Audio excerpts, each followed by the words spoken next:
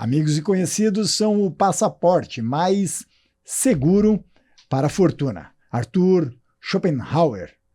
Meu caro Rafa, tem alguma vez você trabalhou com um amigo ou um conhecido e se arrependeu? Olha, se eu pegar o passado recente aqui, não. Mas no passado um pouquinho distante, sim. Eu acho que dependendo do nível de intimidade que você tem, você pode Criar atrapalhar. grande expectativa. E liderança versus liderado também. Foi um aprendizado que eu tive, um bom aprendizado, mas tem casos e casos. Tem algumas pessoas que são, por exemplo, padrinhos de casamento que eu trabalhei junto, tanto superiores quanto liderados, e deu super certo, mas tem um ou outro caso que nem tanto. Agora, falando em liderança, você acredita que é algo que dá para aprender ou você bate o olho e fala assim, essa pessoa nasceu com talvez o tal do dom? Tem gente que tem o dom, é mais fácil, é igual o pessoal fala de jogar bola, né? Mas a liderança eu acho que ela é possível de ser estudada, ter uma gestão melhor, né, do teu conhecimento e sim, as pessoas podem participar ali do dia a dia, aprendendo um pouquinho mais, tocando suas atividades normais. Agora, tem algum cargo dentro da sua jornada profissional que você acabou trabalhando e se arrependeu? Eu acho que segmento. Eu trabalhei em segmento de educação, tecnologia e de eventos corporativos que vai muito de acordo com o relacionamento. Eu acho que até foi um prazer te reconhecer, né, pessoalmente ali nesse meio, no WTC. Mas eu acho que o segmento de educação me brilhou o olho, de tecnologia que todo mundo fala tanto, gosta tanto, não foi um segmento que eu me dei tão bem. Por quê? Eu acho que é muito superficial a venda, você tem que ser muito técnico, falando de bits e bytes, e eu gosto muito do relacionamento humano, de bater papo, mas um papo construtivo, de gerar valor para a pessoa, e eu gosto de acompanhar o projeto do começo ao término. Tá. Eu percebi que o meu tipo de venda mais consultiva é nessa linha de acompanhar o começo até o término. Muitas vezes na tecnologia você entra apenas uma cápsula. Exatamente. Nesse processo. A gente abre portas e a parte técnica é o que mais acompanha o cliente até o final, né? Apesar que eu digo o seguinte, e muito bacana você ter essa experiência, né, em termos não só nos eventos, mas na área tecnológica e educação, porque essas duas últimas que eu citei, hoje em dia não tem mais como a gente dizer que a sua empresa não é dessa área. Digo, porque qualquer empresa hoje tem que ser uma edutech, de alguma maneira tem que capacitar o seu próprio mercado. Exato. E não tem mais como a gente não ser uma empresa de tecnologia. Porque senão também a gente está ferrado no mercado, ou então vai ser algo artesanal, né? Só customizado, desenvolvido ali, hands-on. Quando a gente vem dentro desse entendimento, Rafa, no sentido de algumas áreas que a gente se deu bem ou não, que a gente tem maior ou menor aptidão, a área da educação ela nos dá diversos ensinamentos. Qual foi o maior que você teve dentro desse segmento? Eu acho que a geração de valor para as pessoas, independente do cargo, da idade, do gênero, a educação ela tem um diferencial que ela transforma e tira do ponto A para o ponto B aquele indivíduo. E hoje, é o que você falou, a tecnologia escala o negócio. Todo mundo quer um negócio escalável e que seja possível, né, de levar a um outro patamar ou ajudar a impactar a vida das pessoas. A educação é o meio de campo para fazer isso, com efetividade. E tanto a minha linha de estudo de graduação e pós-graduação, quanto essa questão de trabalhar no setor de educação, você vê que você transforma. Lá na ponta, a pessoa sai melhor do que ela entrou. E eu acho que esse é o principal diferencial. Quando você fala desse benefício na área da educação, por outro lado, claro, depois que acaba a paixão nossa por aquele segmento, a gente começa a ver algumas rupturas ou algo que a gente não gosta tanto. O que você entrou com uma alta expectativa dentro do mercado da educação e talvez se decepcionou? Eu acho que é um modelo, né? Quando a gente fala de educação, a gente olha os órgãos reguladores muito pautados em temas macro e talvez os principais temas que são micro, que a gente pode olhar com uma lupa um pouco mais detalhada ali, educação financeira, a parte de desenvolvimento de liderança, por exemplo, de gestão de pessoas, ele é deixado um pouquinho à parte, você vai ver isso muito em pós-graduação, em MBAs, né, que são mais... Eu falava isso na palestra de manhã, nunca ninguém nos ensinou no colégio, a faculdade, como liderar, como ter empatia, como soft skills é algo que a gente escuta nos últimos 7 anos, vamos dizer assim, 10 e olhe lá. Exatamente. E ali eu comecei a perceber que os grandes movimentos de educação, eles impactam de fato a vida das pessoas, mas aquelas pessoas mais curiosas, as pessoas mais interessantes que eu conheci, como é o teu caso também, a gente vê que são pessoas que querem um pouco mais a fundo. E o macro, ele não é tão desenvolvido dessa forma. Espetacular. Então, a linha de relacionamento, de liderança, de inteligência emocional, que hoje em dia, quem não tem inteligência emocional não vai a lugar algum. Né? Eu costumo dizer, você vai até onde a sua inteligência emocional lhe possibilita. Exatamente. Exatamente. É um meio de campo que você precisa ter as soft skills, né? As soft skills e as hard skills, digamos assim. Você precisa fazer um apanhado delas e eu julgo dizer, não sei se eu estou correto ou não, mas o generalista é aquele que compreende um pouquinho de cada coisa e consegue navegar bem em todos os lugares. Né? Agora, se você tem como uma das suas soft skills a comunicação assertiva, criação de empatia, e essa característica é o seu ponto forte. Comunicação, e você dentro do Business Club se encaixou ali de uma maneira que representa muito essa sua essência. Quando a gente tem um ponto muito forte, é muito difícil a gente não olhar para o passado sem descobrir de onde isso veio. Sim. Quem que era o comunicativo na família? Ou de alguma maneira deu pontapé aí para o Rafa brilhar? Minha mãe é professora, meu pai é bancário. Tá. Quando a gente olha a trajetória, eu comecei a trabalhar desde cedo, eu sempre quis ter a independência financeira, né, do meu lado.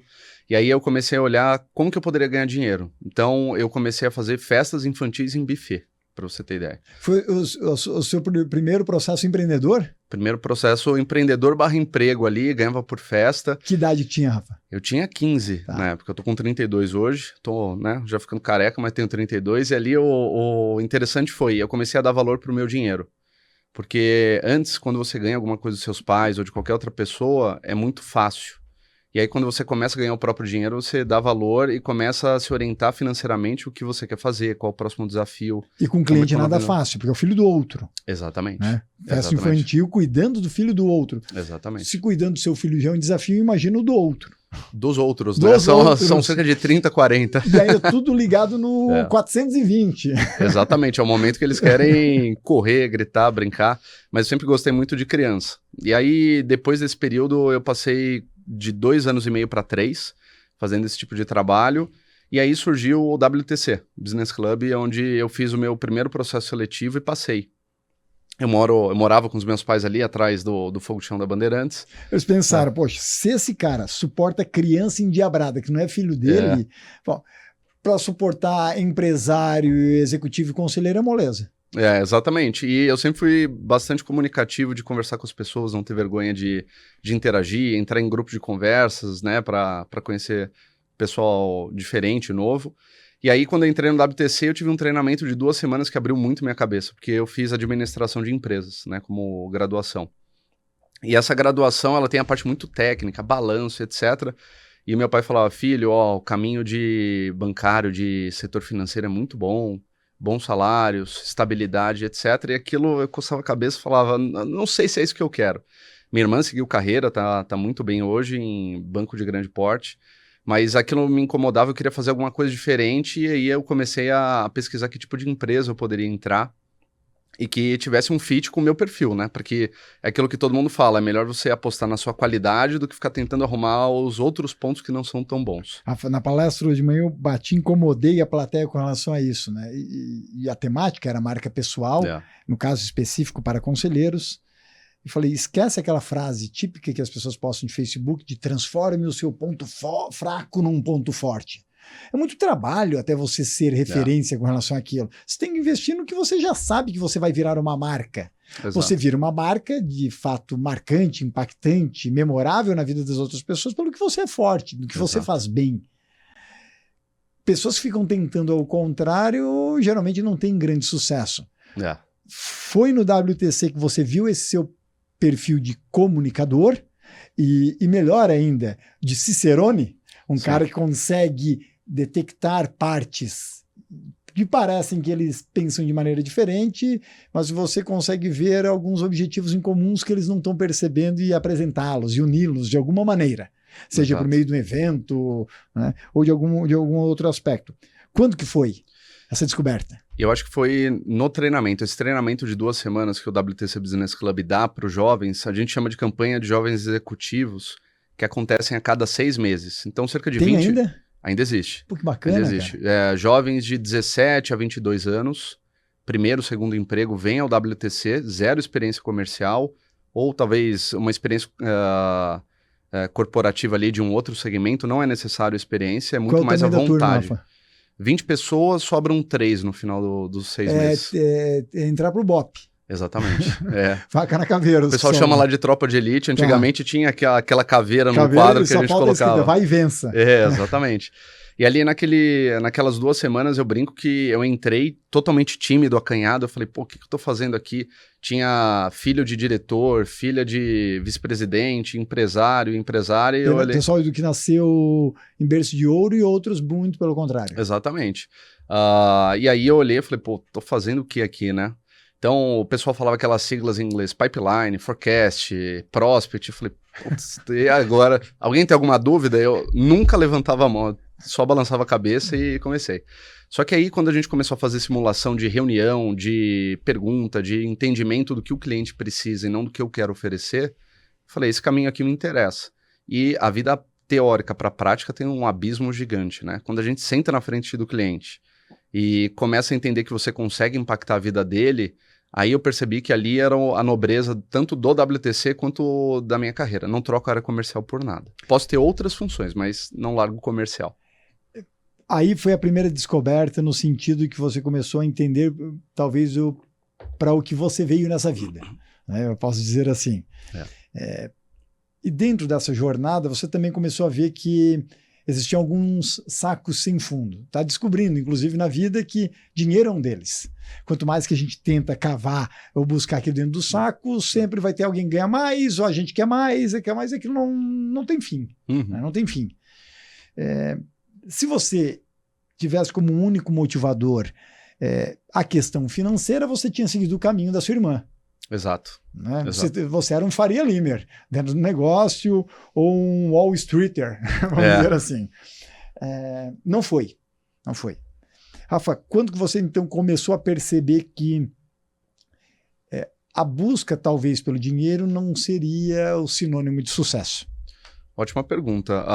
Quando eu começo a minha carreira, eu sempre dei muito valor ao dinheiro quando eu comecei lá como monitor de festa infantil, né? Dentro de 15 para 17, 18 anos. Mas quando eu comecei a olhar financeiramente, que eu comecei a ganhar um salário maior, e aquela brincadeira que todo mundo fala, quanto mais você ganha, mais você gasta. É uma máxima e essa não tem como alguém falar diferente. Já começou a ver como intenção comprar um carro importado, botar uma roda, coisa de moleque, né, que a gente gostava. Celular, viajar, bar, bebida, etc. Aí você começa, agora eu tenho meu dinheiro, eu não preciso prestar contas, eu vou fazer o que eu tenho vontade. Soltar o McGregor na balada. Exatamente. Então ali, mas eu sempre dei bastante valor ao meu esforço, né, nesse sentido. E claro, o investimento que meus pais fizeram em mim desde o começo, lá na minha formação, etc. E aí eu comecei a olhar a parte de propósito. Quando você tem a parte de propósito atrelada ao financeiro, eu acho que é uma dupla de sucesso, né? Só a parte financeira, muitas vezes você vê muitas pessoas infelizes no que elas fazem, mas elas ficam presas àquele alto salário e aquilo que a gente acabou de falar, quanto mais se ganha, mais se gasta. Então não consegue sair daquilo. Se dinheiro fosse sinônimo de felicidade, não tínhamos vários executivos e executivas em depressão em Alphaville. Exatamente. Em depressão em uma mansão, né? Exatamente. Mas a questão financeira, ela começou a vir, claro, com conforto, que você consegue construir por mérito próprio, né, conforme você avança na carreira, mas ao mesmo tempo, quando eu comecei a ver o propósito de, principalmente, os meus amigos de faculdade falarem assim, Rafa, eu sou analista aqui, eu sou estagiário aqui, faço isso, funções pré-determinadas. E hoje você tem a função de conversar com as principais lideranças do país, o setor privado que realmente leva, né, o Brasil para frente, e eles te tratam de igual para igual. Claro que tem algumas pessoas que olham pela idade, talvez hoje menos do que naquela época, eu tinha 18 para 19 anos, mas quando a gente fala ali de sentar na frente de um CEO para falar sobre negócio, para falar sobre como eu consigo impactar o negócio dele, aí eu comecei a perceber que a nobreza do nosso negócio equivale também à parte financeira. Eu acho que as duas juntas são muito bem-vindas.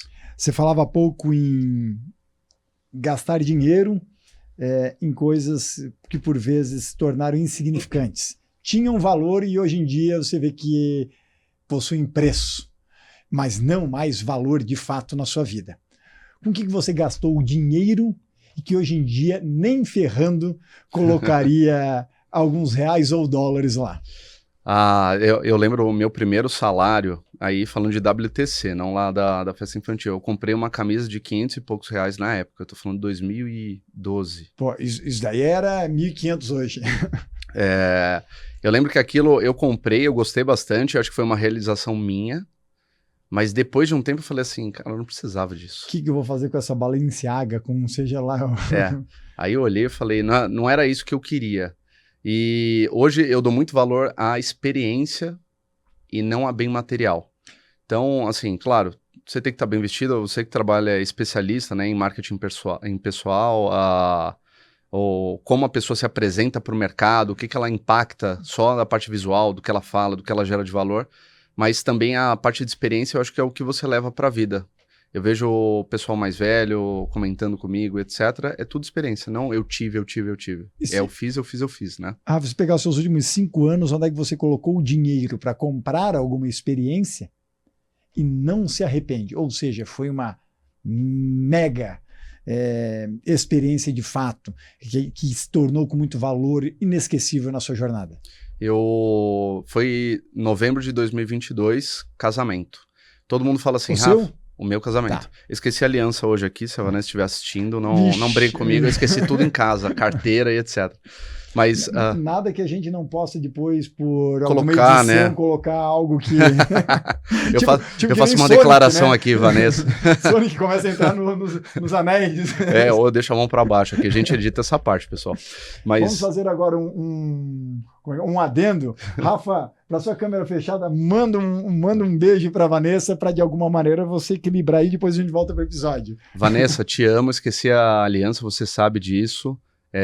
Eu vou contar aqui o investimento que eu fiz de maior sucesso, sem ser algo voltado para a parte de bens e... Tem tudo a ver com você? Exatamente. E mais tarde eu tô com ela de novo, eu coloco ela. Daqui a pouco ela vem no episódio comentando no YouTube. E pior, que o seu entrevistador ainda estava lhe apoiando. Exatamente.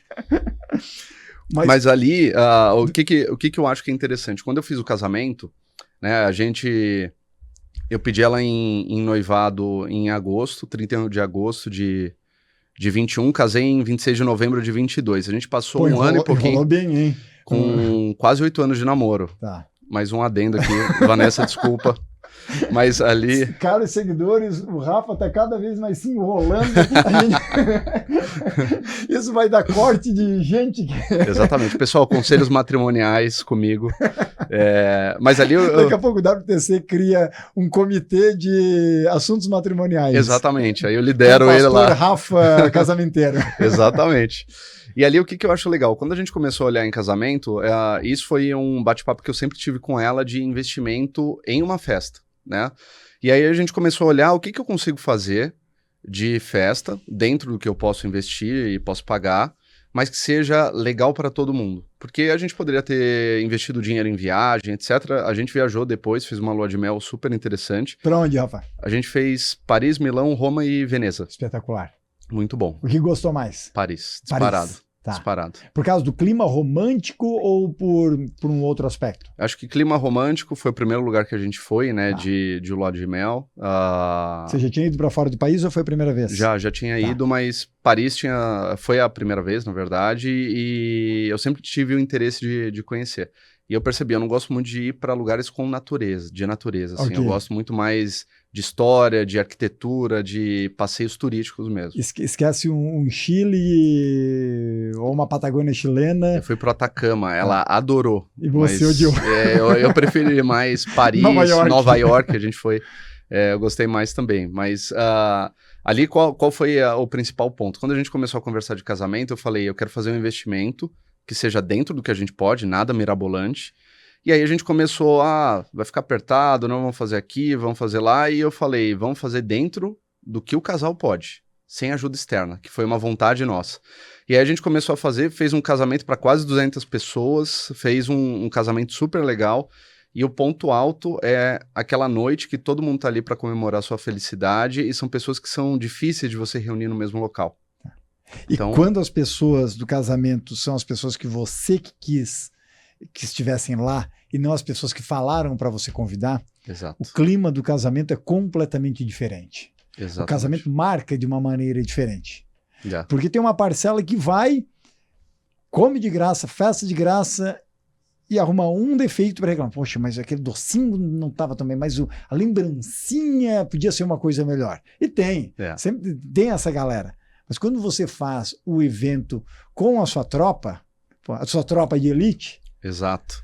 Exato. E ali eu acho que a gente iniciou a cerimônia às 7h30, foi até quase 5 da manhã e passa tão rápido, a gente brinca direto, eu e a Vanessa. Se a gente pudesse ter a oportunidade de reunir aquele pessoal de novo, ela falou, não tem problema. 5 anos de casado é logo ali, a gente pode fazer mais uma dessa. Mas eu acho que a parte legal ali é reunir todo mundo, é o momento da cerimônia, da festa, que você interage com todo mundo, as pessoas se conhecem de grupos distintos, durante toda a sua vida, de carreira profissional, colégio, faculdade, pós-graduação.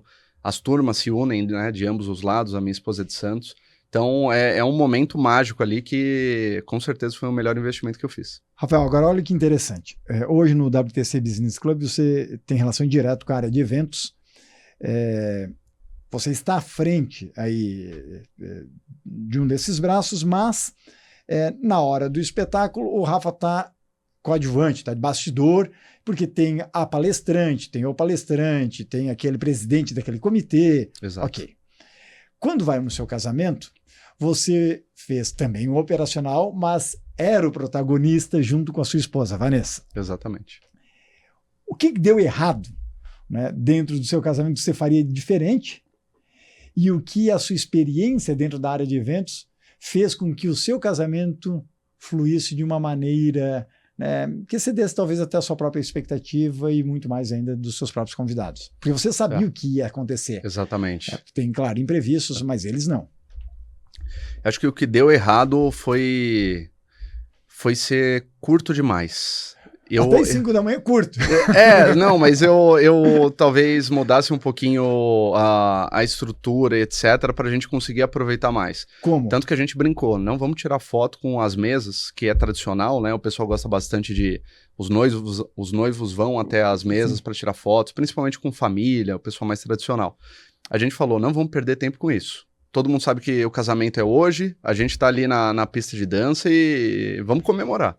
Então, eu queria ter mais tempo naquele momento. Eu gostei bastante ali da interação do pessoal e todo mundo muito animado. E a parte que deu certo pela experiência, a gente foi muito metódico. Planilha para custo, planilha para cronograma, a assessora que a Van contratou ajudou bastante também, a Neia. Já dá para lançar um curso na Hotmart. Não, mas... Planejamento de casamento. Eu brinquei, para fazer viagens, planejamento e para casamento, Vanessa é perfeita, porque a gente fez um investimento no apartamento de reforma, etc. Ela falava assim, Rafa, o que você acha dessa TV aqui? E eu não consigo ver se a TV não estiver pregada na parede já. Então ela fez o apartamento inteiro, confiei 100% ali. Confia no SketchUp ou no feeling dela. Exatamente, tudo foi ela que fez, tanto o casamento quanto a reforma do apartamento, e não me arrependo, mas com muito controle, tabela, gastos, cronograma, e ela é muito curiosa, né? Eu acho que o fato de ser curioso, tanto na vida pessoal quanto profissional, é um dos pontos primordiais nesse sentido. Rafael, você trabalha com comunicação diariamente, e nisso existem percepções distintas e figuras distintas, porque comunicação não é só o seu lado, mas quem está do outro e como é que ele percebe, então, o que você, de alguma maneira, se expressa. Seja no olhar, seja num gesto, seja nas próprias palavras. Por mais que você esteja experiente dentro dessa jornada, tem clientes que você não consegue controlar, porque você está dentro de um ecossistema que, por vezes, não é você escolhe quem vai estar lá. Por vezes, de alguma maneira, apareceu dentro dessa trajetória. Qual foi o cliente ou o perfil de cliente mais difícil de se lidar dentro da sua trajetória? Ótima pergunta de novo. O bom é que a gente vai lembrando da carreira ao longo do tempo, né? Não precisa citar nome, não. Principalmente não, se não. for palmeirense, que eu sei que você gostaria daí de citar, você como um bom corintiano, mas não precisa. Mas exatamente. Qual é o perfil ou a situação, a história que mais lhe incomodou? Quando eu comecei a trabalhar no WTC, o ponto principal era, eu vendia para empresárias e empresários de pequena empresa. Né? Empresários que faturavam até os seus 50, 100 milhões de reais por ano. E aí, quando eu fui a um degrau além, que eu comecei a vender para grandes empresas, eu ia direto na diretoria, vice-presidência ou CEOs. E eu acho que o meu maior aprendizado é ler a questão da pessoa, se ela está engajada ou não. Tem gente que você não consegue ler, é o perfil dela. Por exemplo, está totalmente fechado, não interage com você e no final fecha negócio. Acontece, não com grande volume, mas acontece. Agora... a leitura da pessoa em reunião, se ela está aberta, se ela está fechada, se ela realmente engaja, se ela faz perguntas coerentes com o que você está apresentando, acho que foi um dos principais aprendizados que eu tive para ler a pessoa de fato, né? E aí eu levei isso para toda a minha carreira.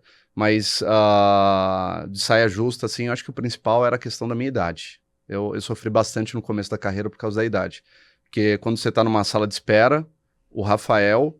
Eu brinco com a minha mãe que Rafael é nome de pessoa jovem, né? Eu não conheço nenhum senhor chamado Rafael. Talvez seja um dos primeiros ali. Senhor Rafael! Não. Então não dá pra ver. Mas quando você tá na sala de espera, você é o Rafael. E quando a pessoa sai ou você chega até a sala dela para iniciar a reunião e eles olhavam a minha idade, a gente tinha aquela percepção clara de que a pessoa já... Pô, vou perder meu tempo aqui. Esse garoto de 18, 19 anos tem a idade do meu filho, que tá jogando videogame em casa e veio falar de negócio comigo. Aí depois a gente começava ali a falar o propósito, a gerar valor, explicar o porquê eu tava ali, e aí a reunião mudava completamente. Inclusive de reversão em reunião, que a pessoa entrou assim, eu falei totalmente de vida com a pessoa, perguntou onde eu estudava, por que eu tava ali, etc. A pessoa contou sobre a vida dela também. E lá no final falou assim, Rafa, me conta o que é o WTC Business Club. E a partir dali, depois desse bate-papo, a gente tinha uma conexão e acabava fechando o negócio. Então, depende muito. Eu acho que a leitura da pessoa e a tua inteligência emocional contam bastante. Imagina se eu entrasse já com o jogo perdido ali, né? Já me olhou torto na hora que eu entrei, e agora? Deixa a reunião para lá ou tento reverter? Agora, quem está dentro desse universo de networking, netweaving, ou seja, lá a denominação que queira se dar, estrangeiro ou não, como é algo, de certa maneira, incontrolável, principalmente se você está num ambiente que você não sabe quem você vai encontrar, então, consequentemente, não saberá a percepção que o outro lado ainda tem de você. Tem algumas surpresas que podem acontecer dentro dessa jornada. Mas qual foi o maior erro que você acredita que cometia na carreira no passado e que agora você diz assim, opa, isso aqui eu não falho mais, e que foi de alguma maneira uma mais-valia para sua maturidade profissional e que para os nossos próprios seguidores, ouvintes que estão aqui acompanhando essa entrevista, podem, caramba, eu estou errando nisso. Ou, obrigado, Rafael, por esse toque, porque eu não percebia que eu podia estar cometendo esse equívoco. Ótima pergunta, mais uma vez. Muito bom. A gente não combinou as perguntas, tá? Mas quando eu dividiria em duas partes. A parte técnica, quando eu falo da venda consultiva, a venda consultiva é de pessoa para pessoa.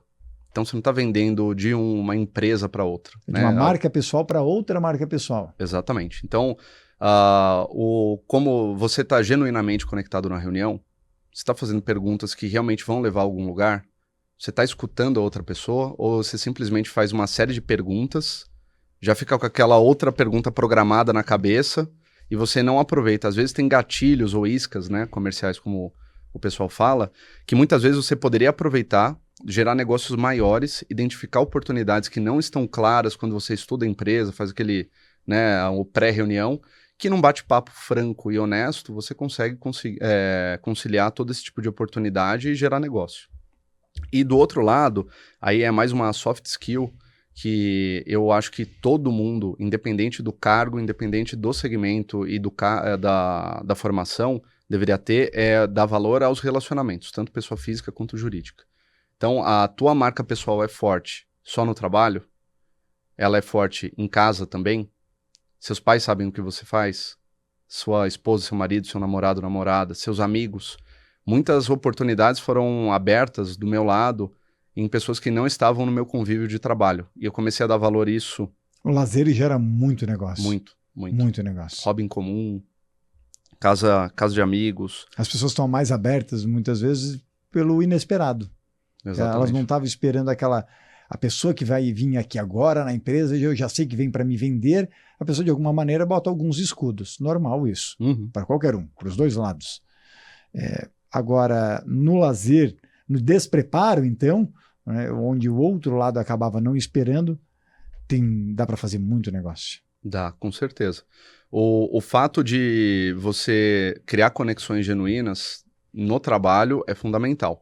Então, eu tenho clientes hoje que eu considero que são meus amigos, pessoas que me dão um conselho de vida, pessoas que enxergam o que eu posso melhorar ou o que eu posso explorar de ponto positivo para melhorar ainda mais. E são toques muito bem-vindos. Mas a questão pessoal também tem sido um diferencial de abrir portas, de conexões genuínas, e a pessoa vira uma embaixadora tua, né? Ela fala assim, não, conecta aqui com o Rafa, que com certeza você vai ouvir algo de qualidade e pode ser proveitoso para você. Então, o ciclo ali de relacionamento, de networking, tem crescido nesses últimos 5 anos, porque eu comecei a prestar mais atenção e dar mais valor para isso. Não é só uma venda pura e simples, fecho a porta ali ou tiro o terno e a partir de agora vou assistir o jogo do Corinthians, vou na casa de um amigo, vou jantar com os meus pais e é um outro mundo, né? Eu não consigo separar profissional de pessoal. Na minha opinião, não existe isso. Somos dois. Por vezes a gente acaba citando por hábito, né? Questão profissional, pessoal, lá vai, mas de fato é um corpo só. Né, um templo só, que vai acabar recebendo isso e pode entrar de uma maneira mais para um lado ou para o outro, mas existe um corpo, uma alma, um espírito aqui dentro dessa jornada, seja lá no que cada um acredite. Agora, dentro dessa busca pela sua maturidade profissional que você vem tendo, você, assim como eu, provavelmente a gente tem este mesmo perfil, essa mesma narrativa até, de não acreditar muito no sentido de que se você não vendeu para aquela pessoa, você está falhando. Muitas pessoas que são palestrantes de vendas, treinadores, querem a todo momento botar uma culpa na plateia de que você tem que vender para 100%, senão você está falhando. Eu tenho uma visão bem diferente com relação a isso, porque por vezes a venda não vale a pena. E o quanto antes você detecta isso, de alguma maneira você economiza tempo, dinheiro e energia em algo que com certeza. Não daria negócio, mas também de alguma maneira não lhe desgastaria. Quando que você começou a aprender o momento de cair fora? Esse momento dói. Eu não vou falar que até talvez hoje em dia eu 100% das vezes tenha esse radar de deixar ir, né? Porque o ser humano naturalmente quer tentar uma segunda vez. Talvez eu tenha falhado em alguma coisa, vou tentar de uma forma diferente agora para ver se eu gero valor, se eu acerto. Mas uma coisa interessante eu aprendi jovem, quando você vende para donos de empresa, é muito diferente de quando você vende para executivos de grandes empresas. Porque qual a diferença? O dono de pequena empresa sai do bolso dele ou dela. Dói cada centavo, porque ele batalhou muito para chegar até ali. E será que aquele centavo ele vai ter um ROI ou ele vai ter algo que realmente vai impactar a vida daquele dono ou dona de empresa? Eu te pede para parcelar em 10 vezes, se for possível. Exatamente. E ele, quando ele fecha negócio, ele acredita no que você falou, ele acredita, principalmente porque eu vendo um bem intangível, né? Eu vendo serviço. Vender serviço a geração de valor é diferente do que dar um produto, um iPad ou algo do tipo e a pessoa experimentar, ter, né, a função ali em mãos. E aí, quando você olha essa questão de donas ou donos, eles dão muito valor. Então, eles fazem com que você tenha uma venda 200% honesta, né, que é um ponto principal de qualquer tipo de comunicação ou de venda, né? E do outro lado, a expectativa de que você identifica uma oportunidade rápido para deixá-la ir ou não é maior também. Porque você percebe que o modelo de atuação daquele dono ou dona no mercado não encaixa com o perfil do serviço que você quer vender. Então você tem que ser mais rápido, porque a pequena empresa, para nós, falando de WTC, tem que ter um volume muito maior, né? Não existem grandes bancos em volume, 100 bancos hoje disponíveis em mercado. Mas empresas que faturam do seu 0 a 50 milhões tem um volume muito maior. Claro que a gente quer, né, fechar o máximo de contratos possível. Mas a gente entende também que a partir do momento que você vende para dono ou dono, foi onde virou a chave de eu preciso ser objetivo, entendi que não gerei valor da forma que ele gostaria, e a partir de agora eu preciso focar em outra venda para que eu consiga bater meta, para que eu consiga adaptar meu produto, talvez seja uma forma também de entendimento. Agora, quando a gente pega essa questão de grupos de networking, associativismo, e aqui entram associações comerciais e industriais, associações de lojistas, entidade de câmaras, classe, entidades de classe, e lá vai. Na minha volta para o Brasil, Rafa, eu cheguei a participar e estar diretamente ligado a 12 instituições. Eu rodava pelo Brasil 5, 6, 7 mil quilômetros por mês de estrada. Era praticamente um caminhoneiro em termos de grupos de networking, isso anos atrás. Onde ainda o digital ainda não se fazia tão presente, tão marcante na vida das pessoas em termos de projeção da sua própria marca corporativa ou marca pessoal. Ok. Só que a gente tinha um problema na época. Tipicamente, apenas 10% em algumas associações, federações, não chegava nem a isso, dos associados, apenas 10%, vamos dizer assim, no máximo, se envolvia com as atividades. Grande parte estava ali de uma maneira figurativa, por causa de algum selo, por causa de que aquilo trazia um status, ou então por causa de algum benefício. Desconto de 20% no plano de saúde, X% no RP, tantos por cento no certificado digital, e assim vai. Bom, a grande dificuldade hoje, e eu vejo que deu uma virada na época de pandemia, que muitas dessas associações, federações passaram grande dificuldade no período pandêmico, porque tiveram muitos rompimentos de contrato, é construir hoje uma experiência para fazer com que o associado venha para o físico, para a instituição, seja para um evento, seja para uma reunião da Câmara, de um núcleo, e lá vai. Ainda mais que o digital, de fato, concorre, claro, com essa etapa. O que você está vendo em termos desse mercado?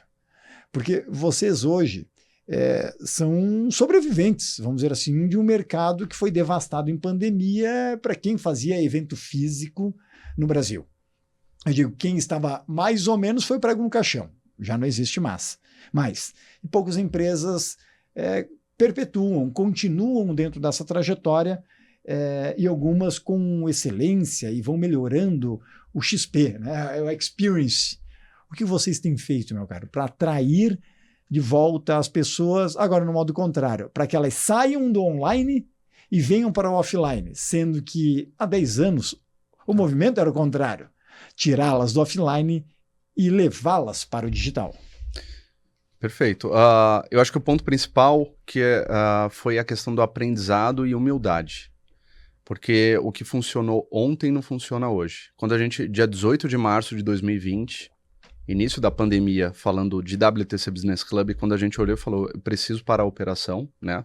Nosso presidente, o Leonardo, e o Bruno, eles olharam a operação e falaram como que a gente vai continuar no mercado, fazendo o que a gente faz em relação a gerar valor e relacionamento para esse público sendo que grande parte era presencial? Grande parte não, 100%. O de vocês era 100%? 100%. A gente não fazia nenhuma iniciativa online. E aí a virada de chave de cerca de 2 anos, 100% no online, foram muitas reuniões, planejamento, pesquisa de mercado com clientes e entender o que de fato o WTC Business Club gera de valor na vida de um executivo ou executiva. Então, a humildade, eu digo assim, a gente não sabe todas as respostas. Se eu impusesse algo que eu acho que é pertinente, eu teria uma quebra muito grande de clientes. Eu, graças a Deus, posso falar que ali a gente teve um aumento considerável de clientes durante a pandemia, porque eu tive uma abrangência agora a nível nacional do que era aquele núcleo clientes sudeste. Você não conseguia. Sudeste, muito focado em São Paulo. Tanto é que vocês abriram núcleos, eu acho, Curitiba, não sei se Joinville, Florianópolis, eu vi algumas movimentações. Existem outras licenças de WTC, né, operadas por empresários locais. Exato. Joia. Mas o de São Paulo começou a ter uma abrangência nacional muito forte e foi bem aceito. Por quê? Quando a gente fala de diferencial, e principalmente nesse formato, eu tenho talvez uma baixa barreira de entrada dentro do meu segmento, cerca de 5, 6 nascem todos os dias aqui para competir com a gente. Eu digo isso, bate o carro na esquina, caem 10, 15 grupos de networking, vamos dizer assim, exatamente, no capô do carro. Exatamente. Só que também fecham outros 20 toda segunda-feira. Porque a perpetuidade do negócio, ela não é feita pela equipe que opera o clube de relacionamento, é pelo valor que você gera, e isso vira um ponto em comum com os executivos que participam, né? Quando a gente fala de grandes empresas, ou pequenas e médias, o nosso modelo ele é muito baseado no propósito de quais são seus desafios de gestão, seus desafios de dia a dia do negócio, para que eu consiga impactar positivamente com novas ideias, com um relacionamento que vai abrir portas, seja de forma direta ou indireta, e que no final do dia ele tem um ROI positivo no negócio dele. E o que vocês fizeram de diferente no presencial, Rafa, comparado a outros grupos que você vê no mercado? Porque apenas reunir pessoas servindo um coffee break, ou como muitos grupos servem, eu brinco, né, um canapé azedo, não resolve. Né? Então, ou seja, não é pela aquela comida típica que muitos serviam, não é esse o caminho, ou o único caminho. Para tirar hoje, que eu digo, o maior concorrente de um evento presencial, hoje não é o seu concorrente. O maior concorrente é o sofá.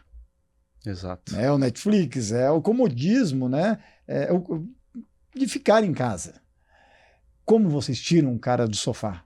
Ou como tiram da empresa para trazer para dentro do WTC? Existem pessoas e pessoas. Quando a gente fala do nosso formato, essa linha de gestão de grandes ou donas e donos de pequenas e médias, eles têm uma posição muito solitária dentro das organizações. Então, o nosso modelo é fazer com que eles sejam ouvidos e que eles também compartilhem erros e acertos. No nosso modelo, falando de comitês, falando de interações que eles têm conosco, quando a gente fala principalmente dos erros, é onde você vê todo mundo anotando.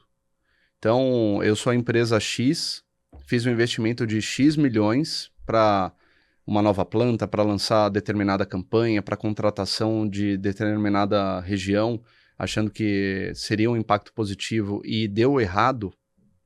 Quando eles abrem o coração por não ter câmeras, imprensa, etc., ser algo intimista, multissetorial, aí você começa a olhar que todo mundo fala, pô, esse aprendizado é o que eu preciso, porque isso vai economizar milhões para ele também lá na frente. Ele já aprendeu com o erro do outro. E que bacana, o processo que vocês estão fazendo é o inverso de muitos grupos, onde chamam as pessoas para escutar os cases de sucesso. Vocês estimulam também a partilha do erro. Exato. De onde o cara se ferrou. Exato. Eu ouvi uma frase de um dos nossos líderes de comitê, que é o Washington, que é o presidente da JLL. Conheço, o Botelho? Botelho, exatamente. Muito bacana. Ele é sensacional. E ele falou, Rafa, quando a gente vem numa reunião de CEOs aqui do WTC, na empresa eu sou o executivo, o número 1, ou a número 1. Quando eu venho a um comitê, eu sou mais um CEO presente em um encontro como esse. Então aquela armadura que você comentou, ela cai, as pessoas de coração aberto trocam experiências positivas e negativas, no final do dia com anotações, com pontes criadas, e eu sempre falo, relacionamento muitas vezes pode não ser Rafael para o Ricardo, mas pode ser que o Ricardo abra portas para o Rafael de forma genuína e com a recorrência desse relacionamento que vai gerar algum negócio, que vai gerar alguma parceria de sucesso, experiência que a pessoa não tem programação. Mas o ponto principal é eles serem ouvidos. Esse é o principal diferencial hoje. Porque ninguém quer mais assistir algo, bater palma e voltar para casa. E quem é o perfil de membro, associado, conveniado, que dura pouco dentro de um grupo desse? O perfil são pessoas não participativas. Por incrível que pareça, é o óbvio, né? Mas as pessoas que não geram valor, porque hoje você representa... Exatamente. Você representa um CNPJ, mas você fala muito sobre isso, né? E você tem a sua marca pessoal. Você se vende primeiro para depois a tua empresa ali ser um sobrenome para você. E aí, quando você fala de uma pessoa que não gera valor em uma discussão, em rodas de conversa, não contribui, quando a gente fala do modelo, eu sempre trago cases de sucesso e de erros também, né, como eu comentei, e a partir dali, quando eles têm esse tipo de discussão, eles vão para mesas de discussão pós os cases. 4, 5, 6 pessoas por mesa, eles fazem de uma forma que todos se apresentem, todos falem sobre o case deles, o que eles erraram, o que eles acertaram, o que eles têm expectativa de tendências. Que é um pouco da dinâmica que faremos num dos eventos do WTC. Esse hands-on ali, que acaba tendo esse ensinamento não apenas com o palestrante, mas entre eles também. Exato. E aí a pessoa que tende a não permanecer em um circuito de relacionamento e de conteúdo de mercado de qualidade, são pessoas que, num primeiro momento, enxergam aquele ambiente apenas para sugar, como você disse. Elas não contribuem para o crescimento do grupo. E o grupo é bastante unido, né, nesse sentido. Muito unido. Eu fiquei admirado também, há praticamente 1 ano e meio, palestrei para vocês num dos comitês, né, de CIOs, inclusive, por meio até do Miguel Lopes, meu mentorado, mas uma pessoa fantástica, bem envolvido com vocês ali também, dentro da construção desse ecossistema. E você pega vários figurões dentro dessa trajetória. Pessoas que geram muito valor, não esperam nada em troca. Tem o outro, sim, gera valor, mas a todo momento está cobrando vocês para que seja o ganha-ganha. Assim como você pega os sugadores. Mas tem um quarto perfil. Esse quarto perfil tem um mala, né? Quem são os perfis mais malas que você já pegou na vida, meu caro, dentro disso? Qual é o se você tivesse que desenhar a persona, quem são esses caras que hoje em dia, tipo, você bate o olho numa reunião, num comitê e fala assim, não tem a nossa cultura? São pessoas que muitas vezes estão em transição para ir para alta gestão. Porque quando a gente fala, você citou o Miguel, é um excelente profissional, a gente gosta muito dele, ajudou muito a estruturar o nosso comitê de tecnologia. Executivo na Motorola Solutions. Perfeito. O próprio Washington, que lidera o nosso grupo de CEOs, as pessoas que já têm mais tempo de experiência de carreira e de vida também, enxergam muito valor porque eles contribuem e eles sabem que o aprendizado não é de cima para baixo em relação à idade ou ao tempo de experiência. Tem muita gente que fala, Rafa, eu aprendi com um jovem aqui que sentou do meu lado, fez 2, 3 perguntas que gerou um incômodo que eu não esperava e que minha equipe não faz, e eu vou sair daqui melhor e já vou implementar algo, porque ele não citou um ponto que seja um diferencial no meu negócio, mas ele me provocou a pensar em algo diferente. Muito bom. E aí é o aprendizado. Então, muitas vezes é aquela pessoa do eu sei tudo, eu não preciso, eu estou aqui, mas já sei. Tende a não permanecer e também é aquele perfil que você fala, pô, é um mala, né? Todo mundo aprende todo dia, conhecimento não ocupa espaço, então... A arrogância é uma representação que a pessoa acredita que ela chegou no topo. E quando ela age com uma arrogância, de certa maneira ela está falando para si e para o outro que não preciso aprender mais nada. Ela também está falando uma segunda questão, só que de alguma maneira ela não está vendo que ela está sendo percebida de que estou me protegendo sendo arrogante, porque isso de alguma maneira eu crio um escudo e não deixo infiltrar alguma fragilidade que poderia estar aparente se eu não agisse desta maneira. Então muito bacana quando você tem essa visão desse aspecto do mala, porque é algo que não tem como vocês, de certa maneira, vocês vão melhorando, mas não tem como evitar, porque nesse ambiente executivo, conselheiro, empresarial, acabam aparecendo os figurões. O que a gente vai ficando é mais inteligente e começando a conseguir filtrar cada vez mais o público que vem alinhado com os valores, a cultura e a própria missão da companhia. Agora, meu caro, para que isso tenha sido desenvolvido em você, vem lá de trás, vem lá do próprio começo do treinamento que você viu que aquele ambiente é onde você gostaria de estar. Poucos treinamentos corporativos hoje em dia tem uma certa eficácia, vamos dizer assim.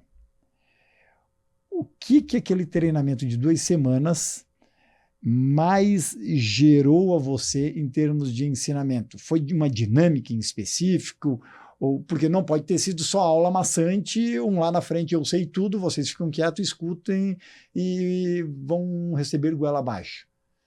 Não foi assim, isso eu tenho certeza. Mas então, de que maneira esse treinamento se tornou tão cativante? E mudou a sua vida? Aí posso dizer, mudou a sua vida. Com certeza. Quando a gente fala do treinamento, ele tem muita parte técnica que é necessária. São pessoas que estão no começo de carreira e muitas vezes elas são cruas, né? De técnicas, de o que é o mundo corporativo.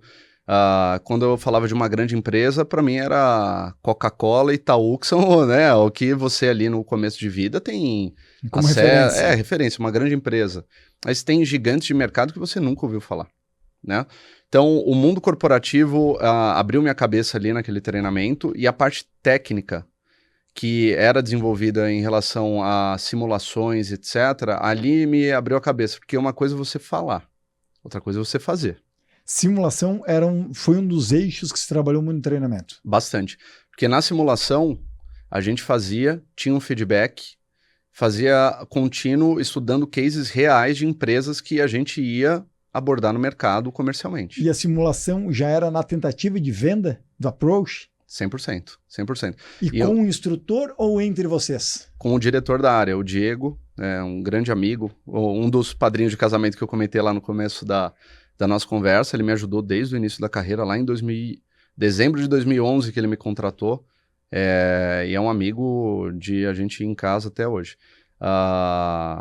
Mas assim, ele tocava a dinâmica, ele mostrava muito quais são os erros, modo de apresentação, de fala, de como você se porta numa ligação, como você gera valor, quando você está sendo maçante de fazer um rapport bem feito para ser algo chato e a pessoa, né? Porque você tem um pico de interação, prende a atenção da pessoa e como você vai gerar valor em cima daquilo para virar uma isca comercial, para fazer um mapeamento de necessidade real da pessoa e ali concluir com uma venda.